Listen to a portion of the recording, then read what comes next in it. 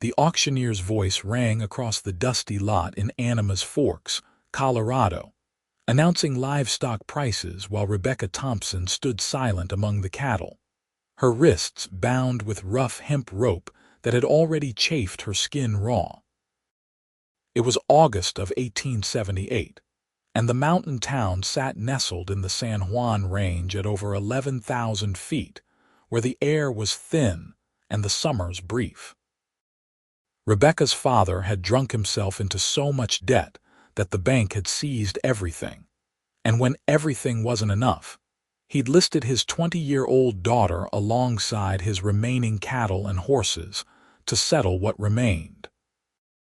She'd watched him sign the papers with shaking hands, too cowardly to meet her eyes, before he'd stumbled away to whatever saloon would still serve him. Now she stood in the afternoon sun, her simple calico dress stained with dust, her dark auburn hair falling loose from its pins, while men examined her like they would a mare. "Lot 17, the auctioneer called. "Young woman healthy, can cook and clean, starting bid at $50. Rebecca felt bile rise in her throat. Around her, several prospectors and ranchers exchanged glances, some interested, others uncomfortable. One man near the front, a heavy-set rancher with tobacco-stained teeth, raised his hand. "50. "60, called another, a thin man with cold eyes that made Rebecca's skin crawl. The bidding continued, climbing slowly, and Rebecca forced herself to breathe, to not let them see her panic. She'd heard stories of women sold into arrangements like this, some becoming wives in name only while being treated as servants or worse. She had no money, no family willing to help, and nowhere to run. The mountains surrounding Animas Forks were beautiful but deadly, especially as autumn approached and the first snows would come to trap the town in isolation until spring. 75, the cold-eyed man said, and Rebecca felt her stomach drop. Then a new voice cut through the crowd, deep and firm. $100. Every head turned. Rebecca looked toward the speaker and saw a man she didn't recognize, though she knew most faces in this small mining town. He was tall, with broad shoulders beneath a worn leather vest, dark hair that touched his collar, and eyes the color of storm clouds. He couldn't have been much older than 25, and something in his expression was different from the other bidders. There was anger there, but not directed at her. The cold-eyed man scowled. 110. 150, the stranger said immediately, his voice leaving no room for argument. The auctioneer looked delighted at the climbing price. 150, do I hear 160? Silence fell over the lot. The cold-eyed man shook his head and stepped back, muttering under his breath. No one else spoke. 150 going once, going twice, sold to the gentleman in the leather vest. Rebecca's knees nearly gave out. The stranger pushed through the crowd, and as he approached, she searched his face for some clue about what kind of man had just purchased her. He reached the platform where she stood and pulled out a leather wallet, counting bills into the auctioneer's waiting palm. Then he turned to her, and for the first time she saw his expression soften. "You have a knife?" he asked the auctioneer.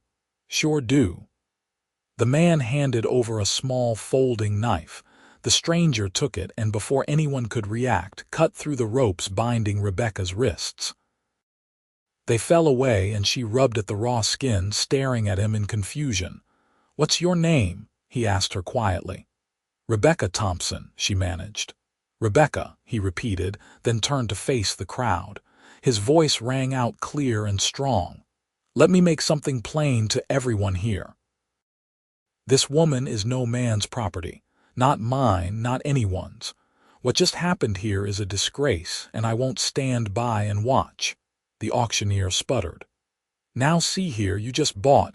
I paid your blood money to get her off this platform," the stranger interrupted. "That doesn't make her mine. It makes her free." He turned back to Rebecca. "You have anywhere to go?" She shook her head slowly, still trying to process what was happening.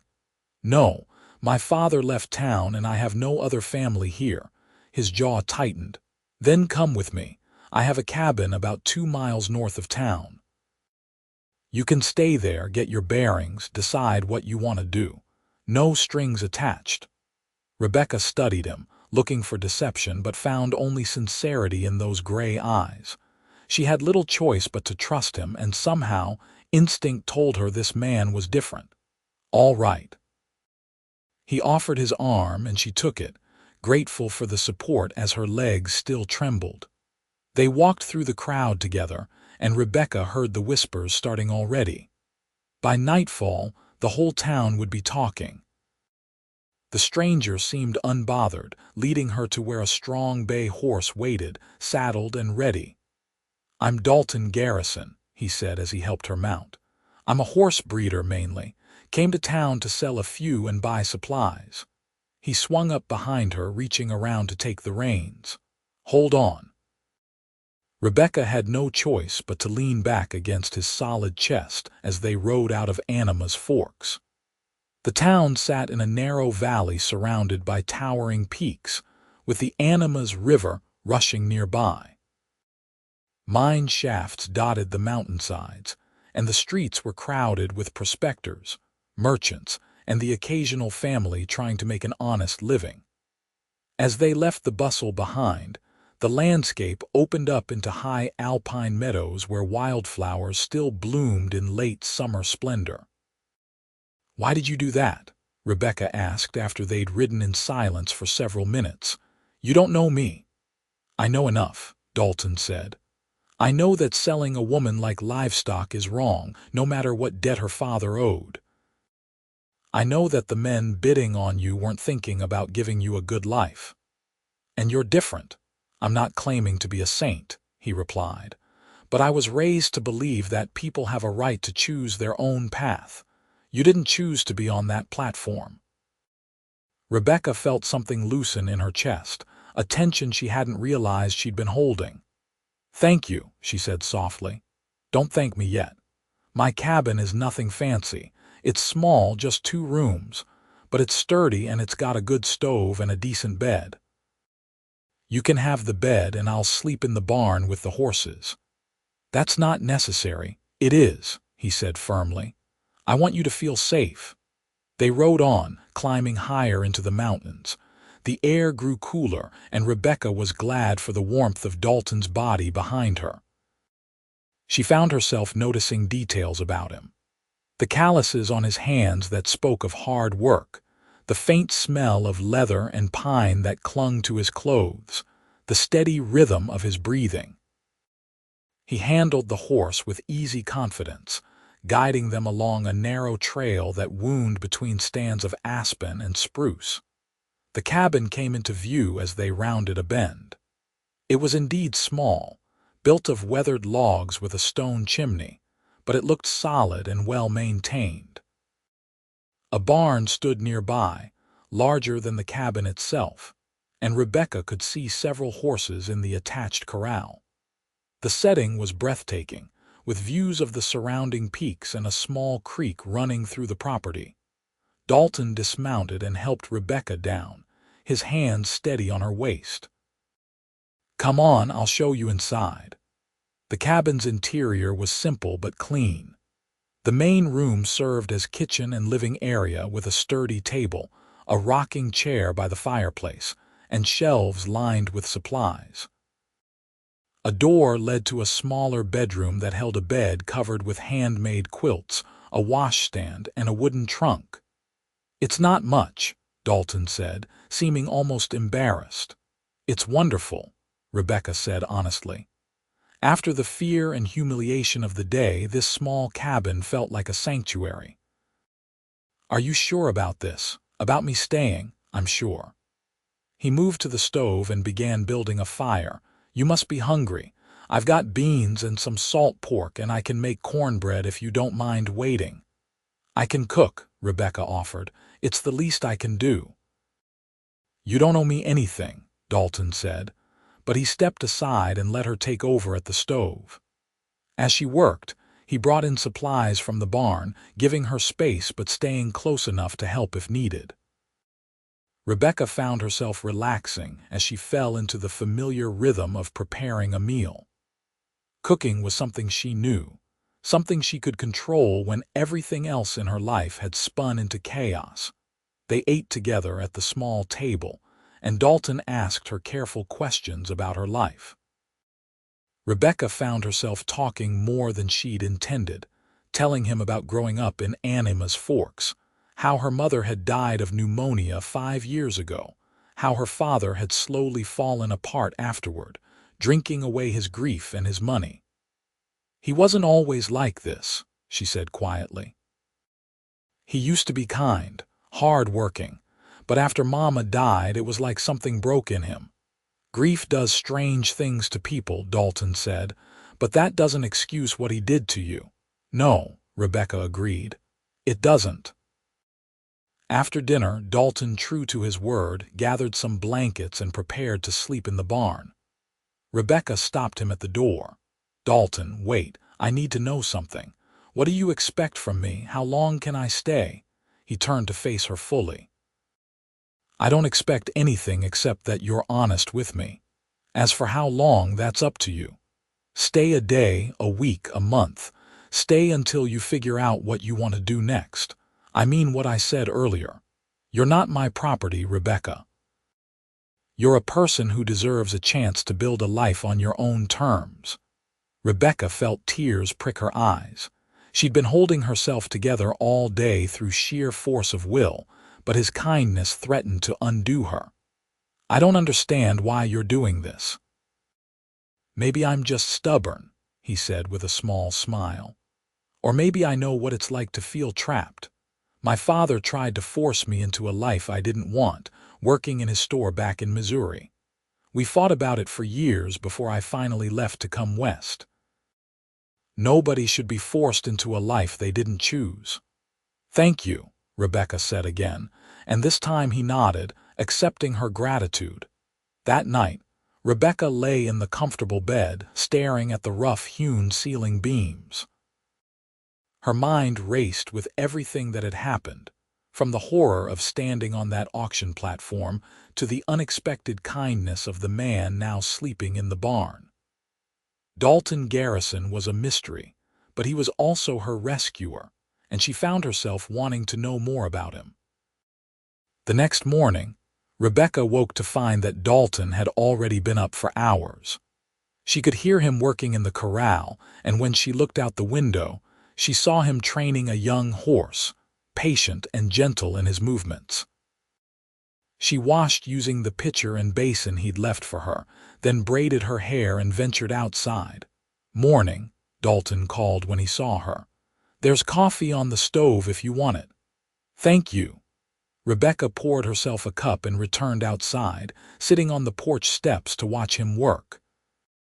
The young horse, a pretty chestnut with white stockings, was learning to respond to Dalton's cues, and Rebecca was struck by his patience.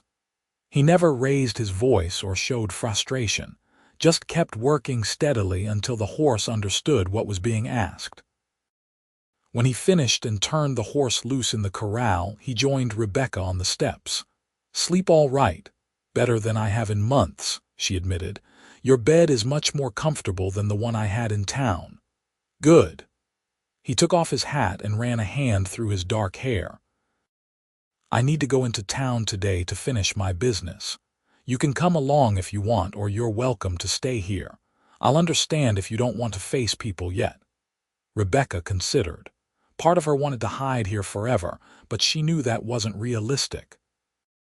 "I'll come with you," she decided. "I need to pick up my things from the boarding house, what little I have. And I should let Mrs. Henderson know I'm all right. She's been kind to me." "Mrs. Henderson from the general store?" "Yes.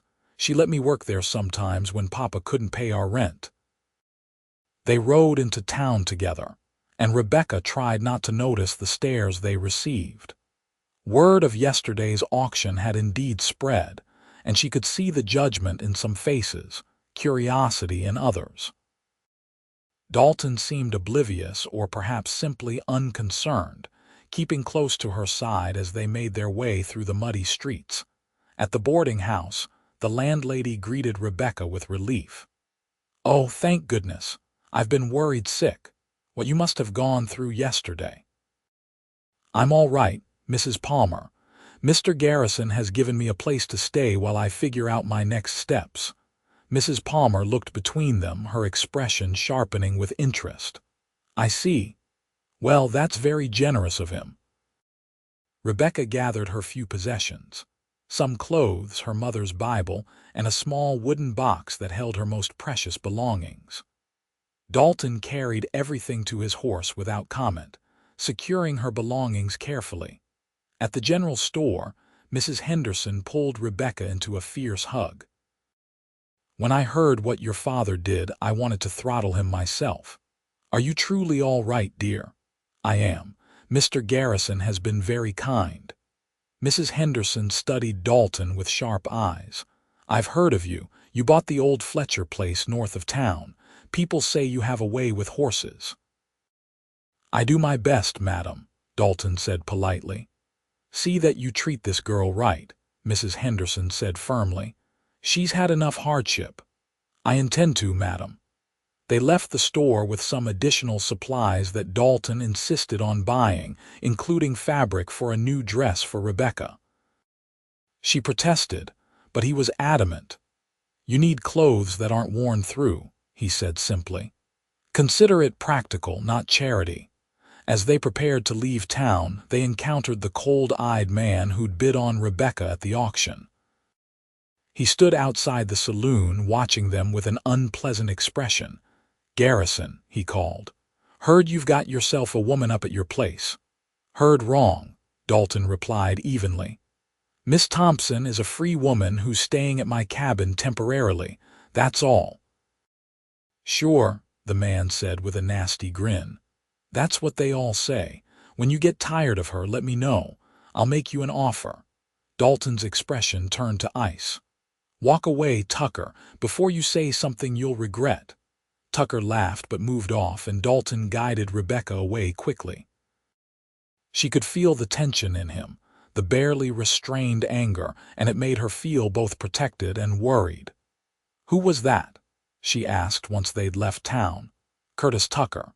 He's got a claim up in the hills and a reputation for being mean. Stay away from him if you ever see him alone." "I will," Rebecca promised. Back at the cabin, they fell into an easy routine over the following days. Rebecca insisted on earning her keep by cooking, cleaning, and helping with the horses.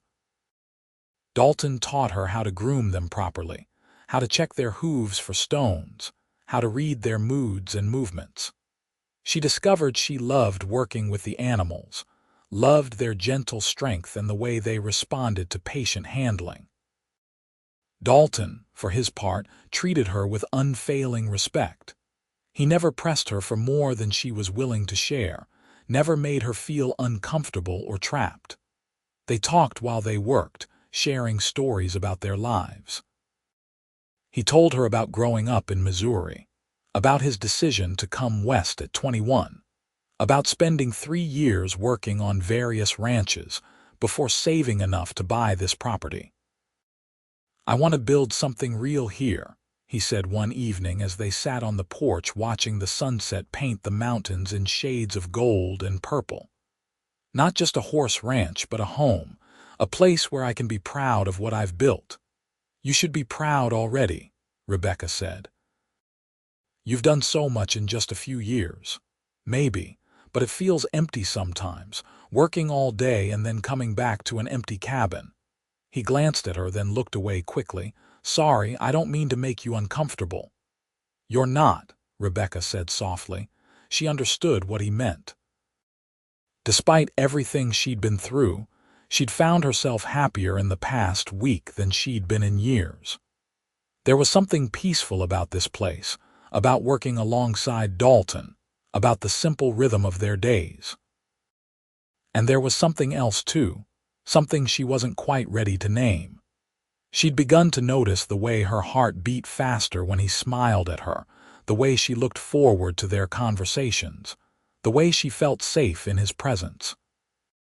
As summer faded into early September, the aspens began to turn gold, and the nights grew colder. Dalton insisted on moving back into the cabin, sleeping on a bedroll by the fire while Rebecca kept the bedroom. She'd protested, but he pointed out practically that soon it would be too cold for the barn. "Besides," he said with a grin, "I'm tired of getting up in the middle of the night to check on a mare in foal and walking through the freezing dark. At least this way I'm already inside and warm." One evening, as Rebecca was preparing dinner, she found herself humming, actually humming, and realized with a start that she was happy. The trauma of the auction had begun to fade, replaced by this new life that was nothing like what she'd expected. She'd thought she'd have to leave Colorado, maybe travel to Denver to find work, but now she couldn't imagine leaving this cabin, this mountain valley, this man who'd given her back her freedom. "Something smells good," Dalton said, coming in from the evening chores. His hair was damp with sweat despite the cool air, and there was a streak of dirt across his jaw. "You have dirt on your face," Rebecca said. Then, without thinking, she reached up with her apron hem to wipe it away. They both froze. Rebecca stood on her toes, close enough to see the flecks of darker gray in his eyes, close enough to feel the warmth radiating from his body. Dalton's hand came up to gently catch her wrist, not pushing her away but holding her there. "Rebecca," he said quietly, "I need you to know something. These past few weeks, having you here, it's been the best time I've had since I came to Colorado. And that's not because of the cooking or the help with the horses. It's because of you. Your company, your laugh, the way you see the good in things even after what you've been through." Rebecca's heart hammered in her chest. "Dalton, I'm not asking for anything," he continued quickly. "I just wanted you to know. You've become important to me, and if you decide to leave to build a life somewhere else, I'll help you do that. But I hope you'll stay. Not as someone who owes me something, but because you want to be here." "I do want to stay," Rebecca whispered. "I've been afraid to say it, afraid to presume, but I love it here. I love working with the horses, I love this cabin, I love the mountains." She paused, gathering her courage. "And I care about you, more than I probably should after such a short time." Dalton's expression transformed, hope and joy lighting his features. "You do?" "Yes. You gave me back my life, Dalton, not just by getting me off that platform, but by treating me like a person worth respecting. You made me remember that I have value beyond what someone might pay for me." "You have more value than all the gold in these mountains," Dalton said fiercely. Then, slowly, giving her every chance to pull away, he lowered his head and kissed her. Rebecca melted into him, her hands coming up to grip his shoulders as his arms encircled her waist. The kiss was gentle at first, tentative, then deepening as they both gave in to the feelings that had been building between them. When they finally pulled apart, both breathing hard, Dalton rested his forehead against hers. "I'm falling in love with you, Rebecca Thompson," he said. "I know it's fast, and I know we should probably take this slow, but that's the truth of it." "I'm falling in love with you too," Rebecca admitted, feeling like a weight had lifted from her chest.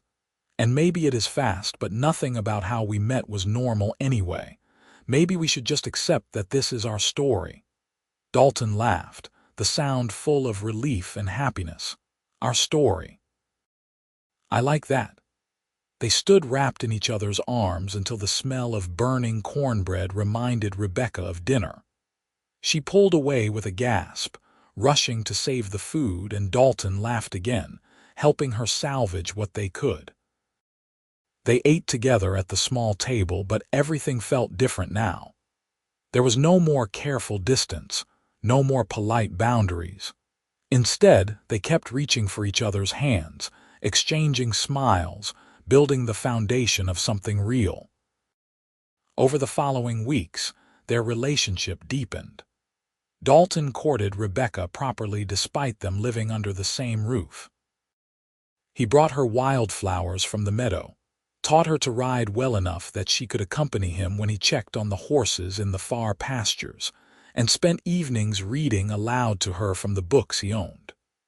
Rebecca, in turn, made the cabin into a real home. She sewed curtains for the windows, planted an herb garden near the door even though winter was coming, and filled the space with warmth and laughter.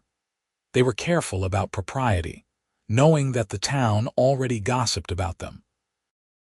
Dalton slept by the fire while Rebecca kept the bedroom, and when they went into Anima's Forks together, they maintained a respectful distance.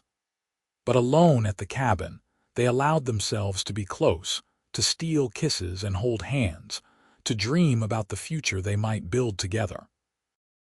One October afternoon, as the first snow dusted the peaks above them, Dalton saddled 2 horses and announced they were going on a ride.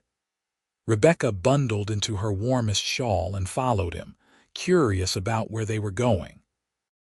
He led her up a narrow trail that climbed steadily, winding between rock outcroppings and stands of pine. The air grew thinner, and Rebecca's breath came hard, but the views were spectacular. Finally, they reached a high meadow that seemed to touch the sky. From here, they could see for miles in every direction, a panorama of mountains and valleys painted in autumn gold and evergreen. A small lake reflected the blue sky like a mirror, and the grass still held hints of green despite the approaching winter.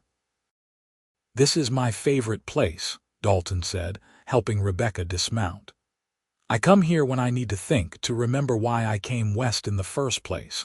All this beauty, all this freedom, it makes everything else seem small." Rebecca turned in a slow circle, trying to take it all in. "It's magnificent. I wanted to share it with you," Dalton said. He took her hands in his expression serious. "Rebecca, I know we haven't been together long, but I'm certain about what I feel for you. You're the bravest, kindest, most genuine person I've ever met. You could have let what your father did break you, but instead you're stronger for it. You've made my cabin into a home, and you've made my life into something worth living beyond just work and survival." Rebecca's eyes filled with tears. Dalton, he reached into his pocket and pulled out a small box. Inside was a ring, simple but beautiful, with a small sapphire set in silver. "This was my grandmother's. She gave it to me before I left Missouri, told me to give it to someone special. I can't think of anyone more special than you. Rebecca Thompson, will you marry me?" Rebecca couldn't speak for a moment, overwhelmed by emotion. Then she nodded, tears spilling down her cheeks. "Yes, yes, I'll marry you." Dalton slipped the ring onto her finger, then pulled her into his arms, kissing her deeply. They stood together in that high meadow as the wind whispered through the grass, and the mountains stood witness to their promise. They married 3 weeks later in Anima's Forks, in the small church that served the mining community. Mrs. Henderson stood up as Rebecca's witness, and a rancher Dalton knew from a neighboring property stood up as his. Rebecca wore a new dress she'd sewn from the fabric Dalton had bought her, a deep blue that matched her eyes, and she carried a bouquet of the last wildflowers they'd been able to find before the snow came. The ceremony was simple but meaningful. When the preacher pronounced them husband and wife, and Dalton kissed her in front of the small congregation, Rebecca felt like her life had come full circle. She'd stood in this town's dirt lot believing she had no future, no hope. Now she stood in this church as a married woman, loved and cherished, with a life full of possibility stretching before her. The townspeople threw them a modest celebration at the general store, and even some of those who'd gossiped came to wish them well. Everyone loved a good love story, Mrs. Henderson said with a wink, and theirs was better than most. Curtis Tucker showed up drunk and had to be escorted out after making a crude comment, but even that couldn't dampen Rebecca's spirits. She was Dalton's wife now, and nothing else mattered. That night, they returned to the cabin as husband and wife, and Dalton carried her over the threshold despite her laughing protests. He'd spent the previous night at a boarding house to preserve tradition, and Rebecca had missed him terribly even for that short time. Now, with the door closed behind them and the fire crackling in the hearth, they finally came together without reservation, expressing in touch and whisper all the love and desire they'd held back during their courtship. Winter came to the high country with a vengeance.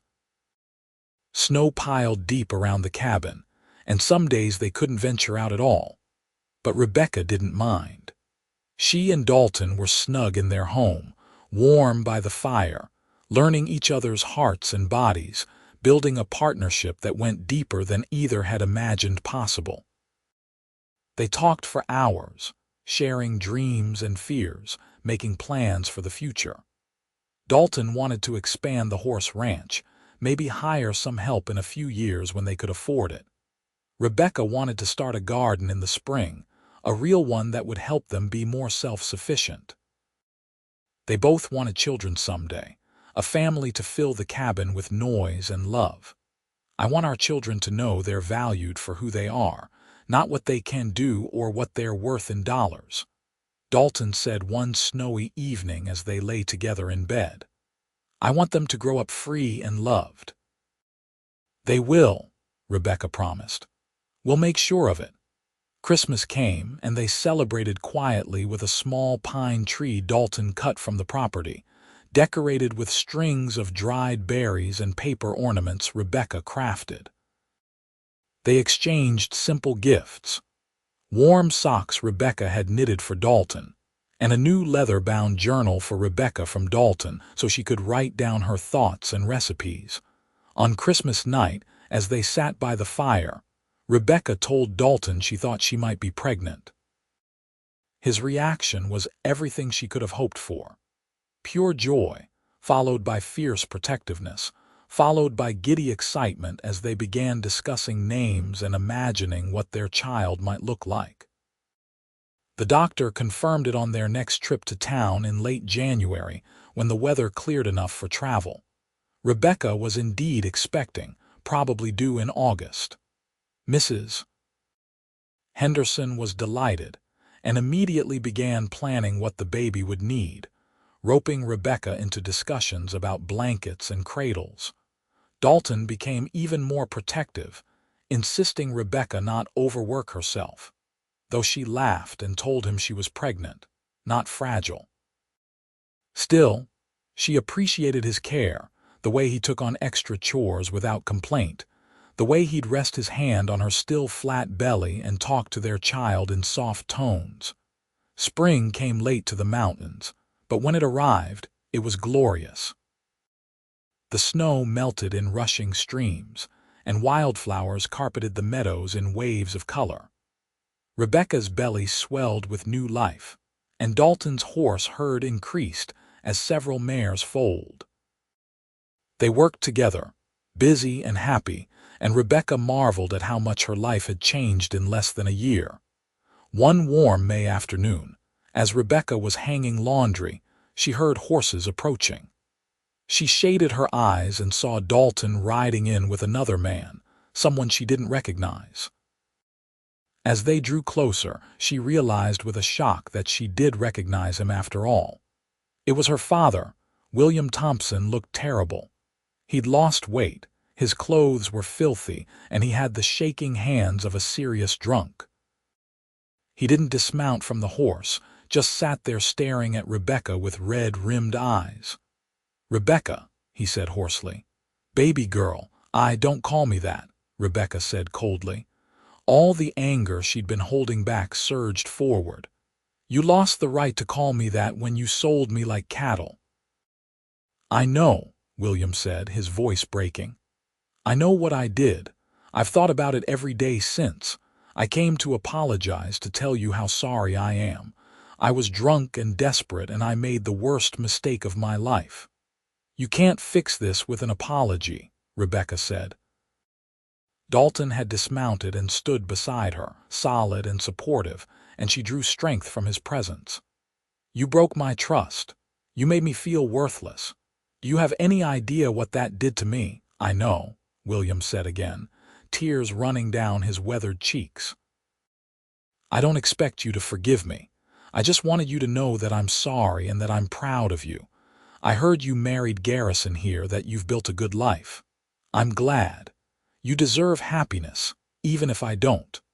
Rebecca felt her anger warring with old love for the father he'd once been. Dalton's hand found hers, squeezing gently, reminding her that she had choices now, that she had power over her own life. "I can't forgive you right now," Rebecca said finally. "Maybe someday, but not today. But I'm grateful that your terrible decision led me here to Dalton, to this life. So I don't wish you ill. I just wish you'd get help, stop drinking, try to be the man you used to be." William nodded, wiping his face with a dirty sleeve. "I'm trying. I've been sober 3 weeks now. It's hard, but I'm trying." He looked at Dalton. "Take care of her. She's better than I ever deserved." "I know," Dalton said quietly. "And I will." William turned his horse and rode away slowly, his shoulders bowed. Rebecca watched him go, feeling a complicated mix of emotions. Part of her wanted to call him back, to offer reconciliation, but she wasn't ready for that yet. Maybe she never would be, and that was all right. She'd built a new life, a new family, and that was what mattered. "Are you all right?" Dalton asked, wrapping his arms around her from behind, his hands resting on her swollen belly. "I am," Rebecca said, leaning back against him. "I think I needed to say those things to him. And maybe someday I can forgive him, but I don't have to rush that. I have everything I need right here." Summer arrived, hot and brilliant, and Rebecca grew large with pregnancy. Dalton fussed over her constantly, making sure she rested in the heat of the day, bringing her cool water from the creek, rubbing her aching back in the evenings. Rebecca bore his attention with good humor, loving him more with each passing day. In late August, on a warm evening with thunder rumbling in the distant mountains, Rebecca's labor began. Dalton rode for the midwife in town, Mrs. Patterson, an experienced woman who delivered half the babies in Anima's Forks. Mrs. Henderson came too, refusing to miss the birth of the baby she'd been anticipating for months.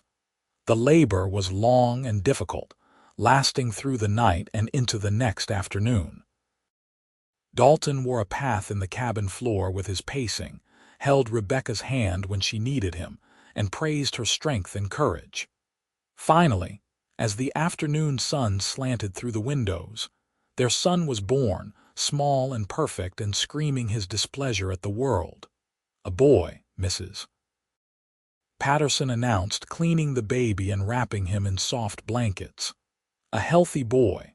Dalton's eyes filled with tears as he held his son for the first time. "He's perfect. Rebecca, he's perfect." Rebecca, exhausted but exhilarated, smiled up at them both. "Does he have a name?" They discussed many options but hadn't decided definitively. Now, looking at his son's tiny face, Dalton said, Daniel William Garrison." Rebecca's eyes widened. "William, after my father." "Not for who he is now," Dalton said softly, "but for who he was when you were young, when you loved him. Everyone deserves to be remembered at their best, and maybe having a grandson with his name will give your father another reason to stay sober." Rebecca felt tears slip down her cheeks. This man, this wonderful, thoughtful man, never ceased to amaze her with his capacity for kindness. Daniel William Garrison. It's perfect. Baby Daniel proved to be a demanding but delightful addition to their family. He had Rebecca's auburn hair and Dalton's gray eyes, and he filled the cabin with noise and life.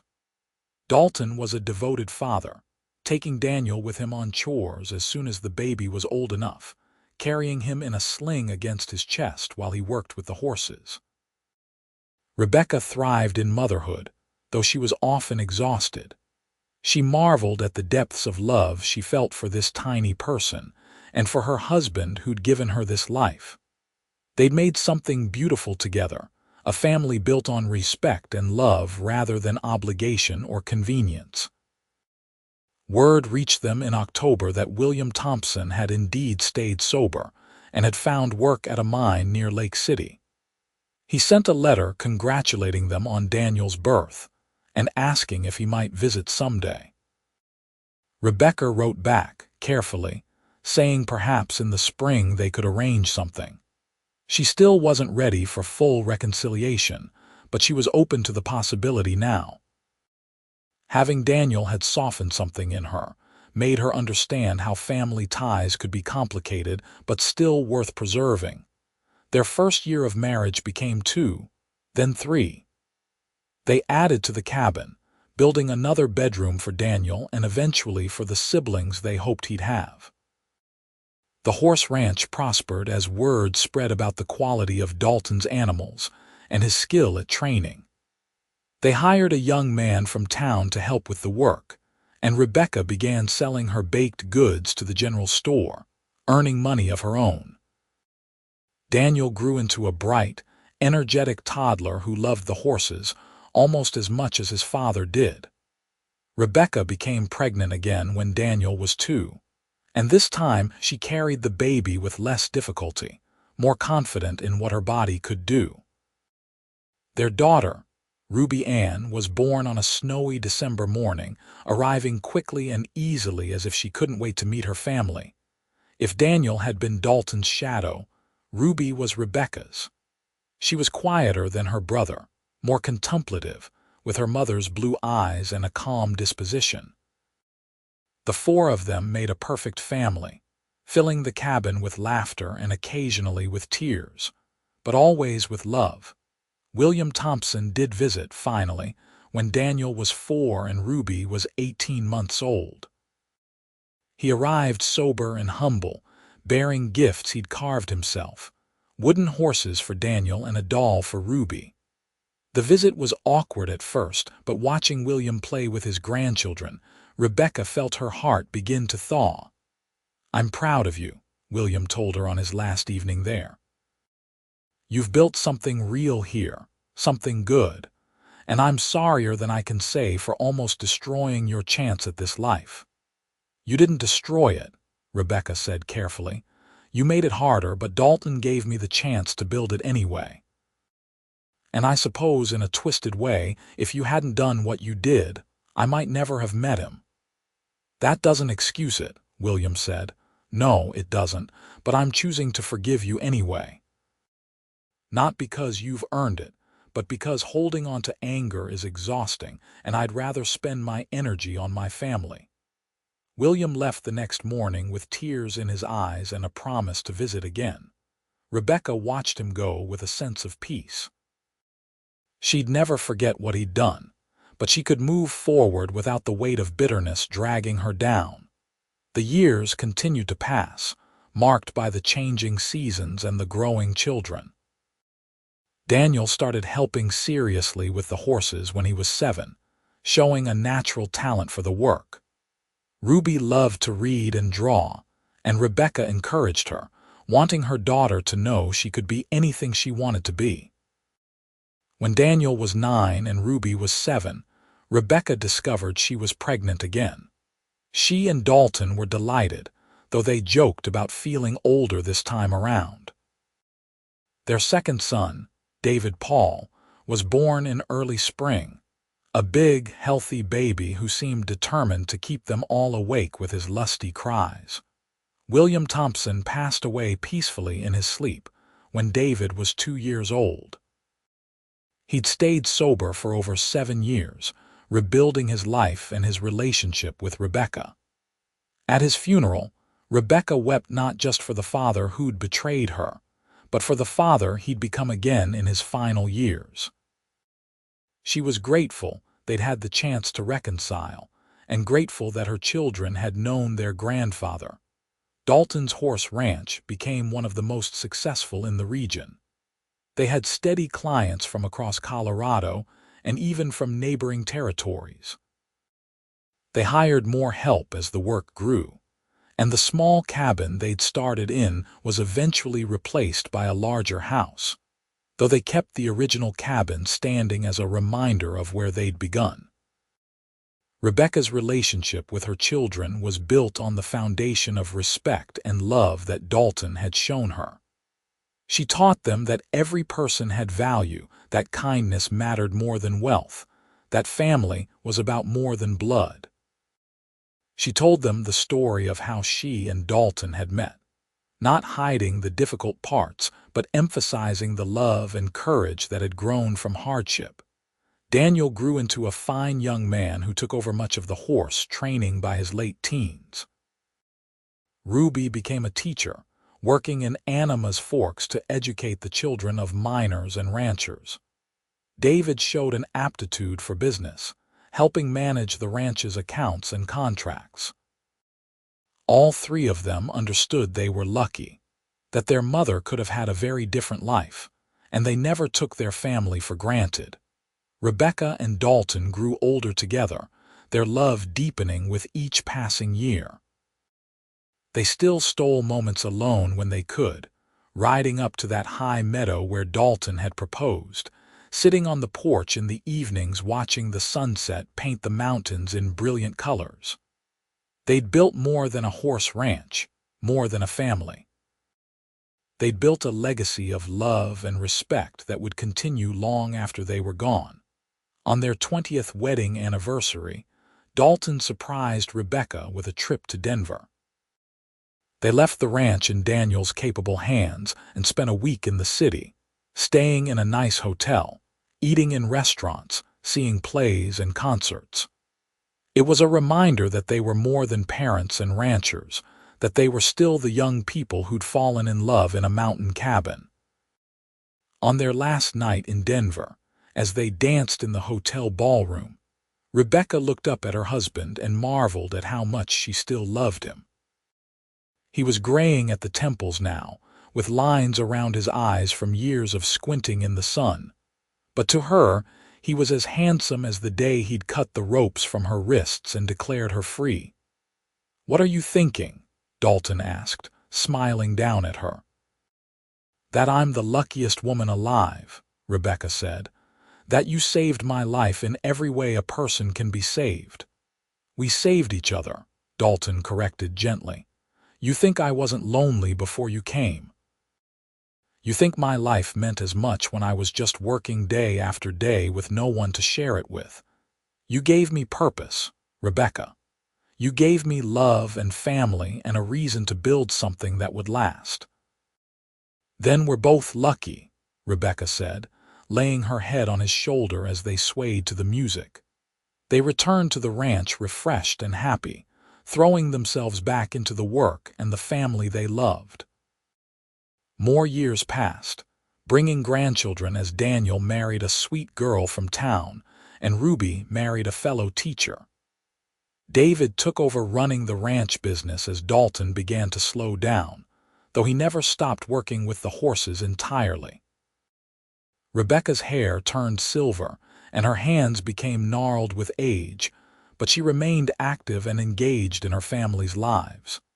She baked for her grandchildren, told them stories, taught them to cook and sew and think for themselves. She and Dalton sat on the porch of the big house, watching their legacy play out before them, and counted themselves blessed. On a cool autumn evening, when the aspens were gold and the air smelled of coming snow, Rebecca and Dalton celebrated their 40th wedding anniversary. Their children and grandchildren gathered at the ranch for a huge celebration, with music and dancing and more food than any of them could eat.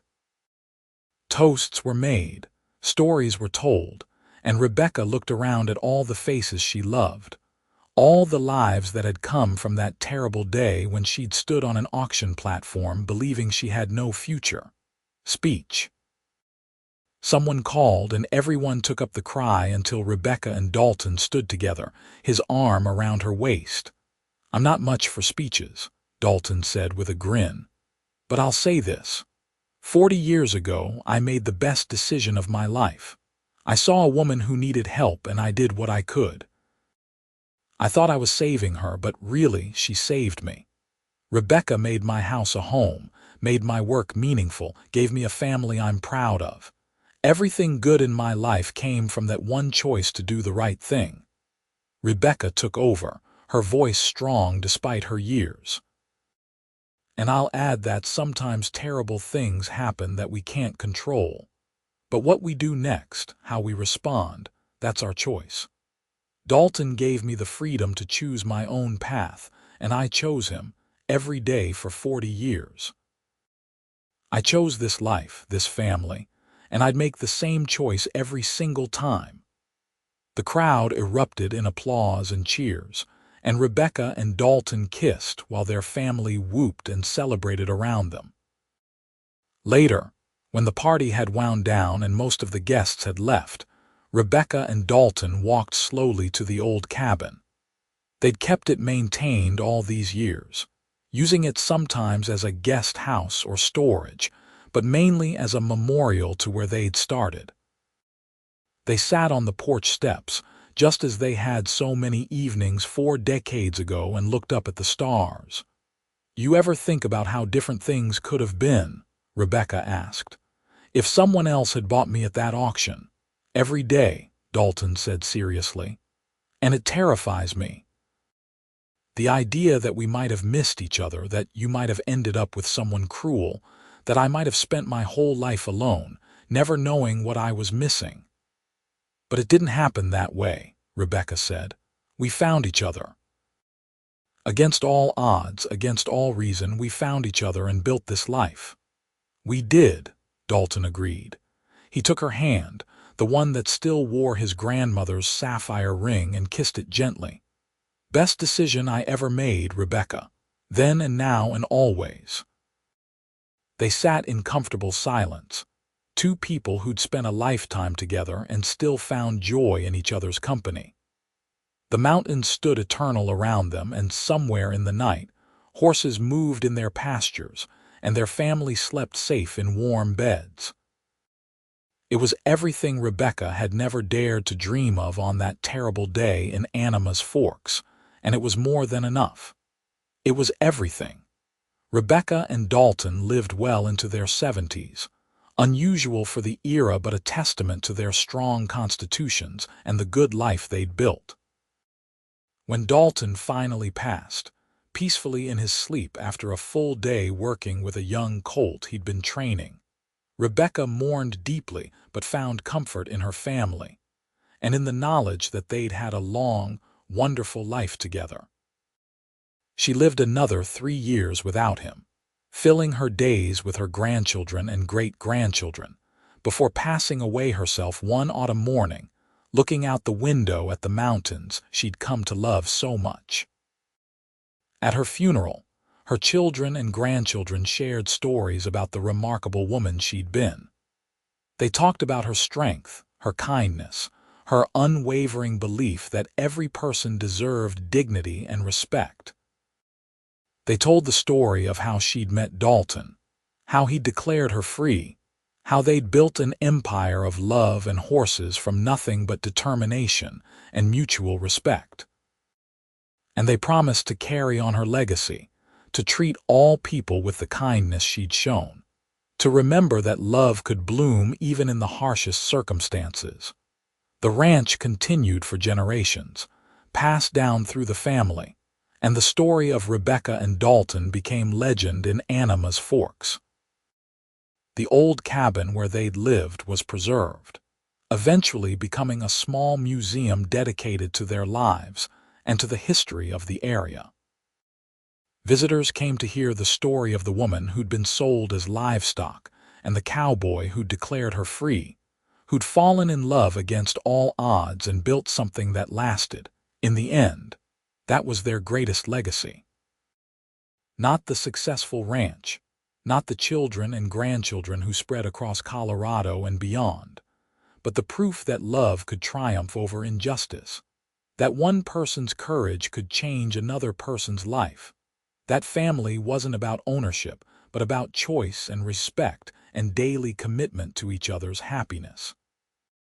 Rebecca and Dalton had shown that a terrible beginning could lead to a beautiful ending, that redemption was possible, that love was always worth fighting for.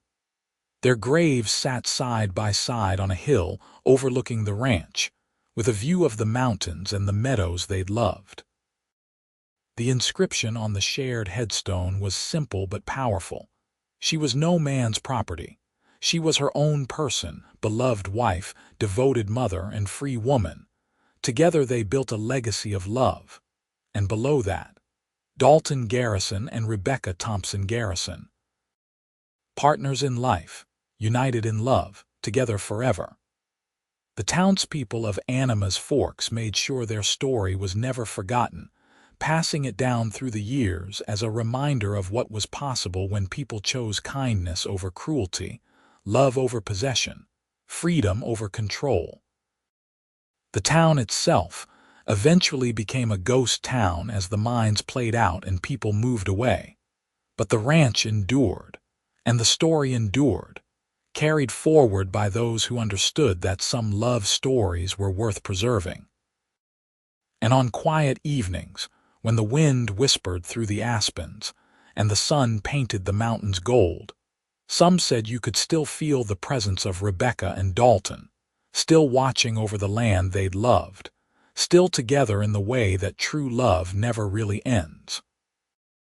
Their story had started in darkness and fear, but it had become something beautiful, something lasting, something that proved that one moment of courage could change everything. Dalton had saved Rebecca from being sold like property, but in truth, they'd saved each other, creating between them a love that neither time nor death could diminish. It was a love story for the ages, born in the Wild West, sustained through hardship and joy alike, and ultimately triumphant in ways that echoed far beyond their individual lives into the hearts of everyone who heard their tale.